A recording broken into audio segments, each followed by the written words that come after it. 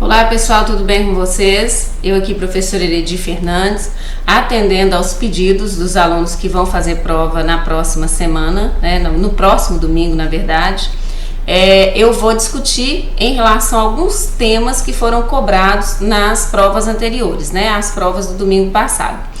Dentre eles está o tema da redação. Então eu vou discutir aqui com vocês os dois temas, para a gente poder compreender qual foi a lógica da banca e também poder auxiliar quem vai fazer a prova no próximo domingo. Nós vamos começar com este tema aqui. Esse tema foi mais complexo que o tema do pessoal da parte da tarde. Eu vou até explicar por quê. Aqui, olha, a proposta era assim: um artigo sobre os problemas da educação moderna apontou 4 grandes problemas. E aí vem o primeiro, não permitir que o aluno vivencie para aprender. O segundo, insistência na especialização e não no equilíbrio dos saberes. O terceiro, recusa em abrir caminho para as novas tecnologias. E o quarto, professor como centro do aprendizado. Então aqui nós temos os 4 problemas elencados.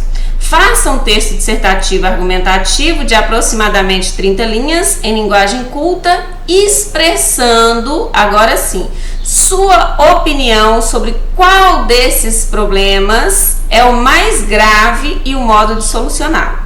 Dê especial atenção aos argumentos apresentados na defesa de seus pontos de vista. Então, olha só, a primeira dúvida de vários alunos foi a seguinte: eu teria obrigatoriamente que tratar dos 4 pontos ou eu poderia tratar de um só? E se eu tratei de um só, eu zerei essa prova? Então é isso que nós vamos compreender agora e como proceder diante de um tema dessa natureza. A primeira compreensão é a seguinte: se a banca pede para expressar uma opinião sobre qual desses problemas é o mais grave, então para falar qual que tem maior gravidade, nós vamos ter que elencar todos os tópicos aí. Então, vejam só, pela natureza é essa. Como que eu vou dizer este é mais grave? Mais grave em relação ao quê? Em relação aos outros. Então, aqui já seria uma estratégia interessante elencar, que dentre os vários problemas que a educação vem enfrentando, nós poderíamos colocar assim, a educação moderna, tem-se... Aí nós vamos retextualizar, para não colocar não permitir que o aluno vivencie para aprender, e aí vários outros tópicos, aí nós vamos fazer uma paráfrase. Eu fiz aqui uma sugestão de introdução para poder discutir esses tópicos com vocês. Olha só, eu trouxe aqui para um espaço um pouquinho maior, para ficar um pouquinho mais nítido. Só lembrando que, como eu joguei aqui com um aplicativo, aqui ficou um pouquinho desalinhado, mas vocês não se esqueçam que a escrita aqui ao final precisa ser uma escrita alinhada. E vamos lá. Eu coloquei o seguinte, pensando em contemplar os 4 pontos, e fazer opção pelo aspecto professor como centro do aprendizado. Porque, no meu entender, isso aqui é mais fácil de englobar os outros. Olha lá, inúmeras são as correntes pedagógicas que norteiam a educação no Brasil. O meu repertório vai ser sobre as correntes pedagógicas. Além de ser um dos conteúdos cobrado nos diversos pontos, nos diversos cargos, que são na parte de fundamentação pedagógica, vai casar direitinho, porque professor como centro do aprendizado, muitas vezes essas correntes colocaram o professor como centro, como mediador, retirado. Então é o que me veio aqui à cabeça. Essas correntes debatem o foco que deve ser dado ao aluno, ao professor, ao papel da escola, dentre outros. Atualmente, então olha, primeiro, até aqui vejam que tem o repertório cultural. Atualmente, a educação vem vivenciando vários problemas que requerem uma reavaliação desse olhar. Quais sejam? Então, agora eu vou citar os problemas, os 4 tópicos. Inviabilizar que o aluno vivencie para aprender, insistir na especialização em detrimento do equilíbrio dos saberes, recusar a abertura de caminhos para as novas tecnologias e colocar o professor como centro do aprendizado. Então eu já trouxe aqui os 4 tópicos. Vejam que eu fiz mudanças assim bem sutis, porque é o comando que a banca pede para atender, Dentre esses problemas, o último, qual é o último? Olha lá, nós falei que ia focar no professor, Colocar o professor como centro do aprendizado. O último faz-se mais grave em razão de 2 aspectos. Voltamos ao projeto de texto que eu tanto orientei vocês aqui a fazer.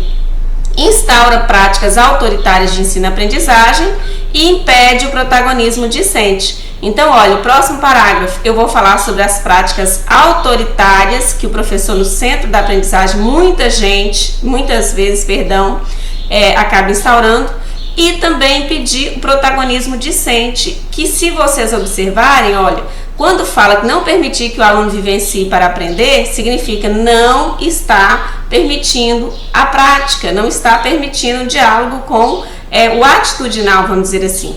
Diante disso, algumas medidas são necessárias para solucionar a problemática. Por quê? Porque eles querem um modo de solução.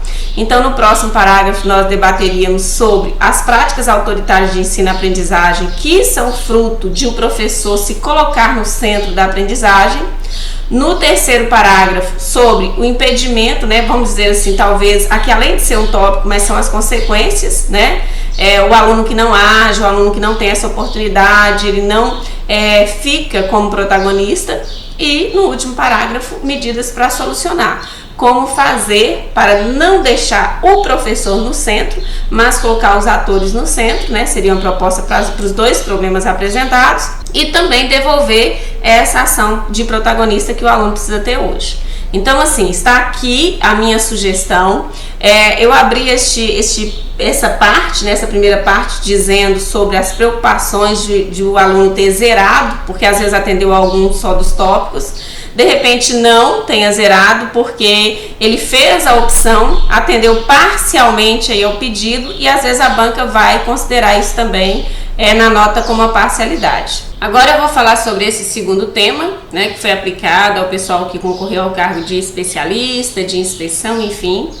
Uma das queixas mais recorrentes dos professores é a indisciplina dos estudantes, tanto quanto ao procedimento no ambiente do ensino, quanto à própria organização de suas atividades.